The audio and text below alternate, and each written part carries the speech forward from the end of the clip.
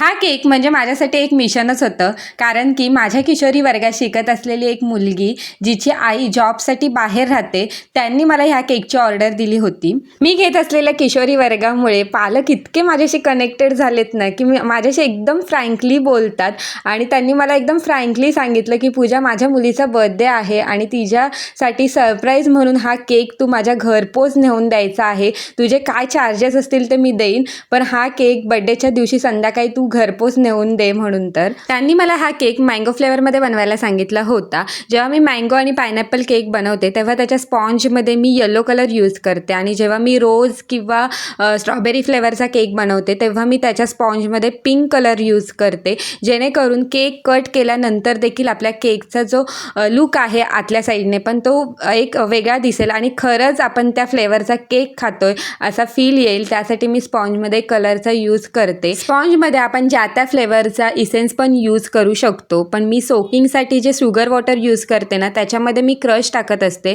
त्याच्यामुळे मी शक्यतो स्पॉन्जमध्ये इसेन्सचा यूज करत नाही. बरेचदा आपण दोन कलर कॉम्बिनेशनमध्ये कन्फ्यूज असतो. जर मी येलो कलरचा केक बनवला आहे तर त्यासोबत दुसरा कलर कोणता जाईल हे जर माहीत करून घ्यायचं असेल तर शक्यतो गुगलचा वापर करा. गुगलला सरळ टाकायचं की येल्लोचा कॉन्ट्रास्ट कलर कोणता आहे, तर मग तुम्हाला तिथे गुगल बरेचसे कलर सजेस्ट करता आणि तो कलर जर तुम्ही केकवर यूज केलात तर तुम्ही बघू शकता किती छान पद्धतीने केक तयार होतो. तर हा केक घेऊन मी सरप्राईज देण्यासाठी त्या किशोरी मुलीच्या घरी गेले होते. ती मला बघून एवढी शॉक झाली, म्हणजे तिला सगळ्या गोष्टी अनएक्सपेक्टेड होत्या, कारण तिचं गाव जे आहे ते थोडं आत आहे आणि एवढ्या आतमध्ये जाऊन मी तिला केक दिला आणि त्याचा तिला खूप आनंद झाला. तर चला भेटूया पुढच्या व्हिडिओमध्ये. तोपर्यंत बाय.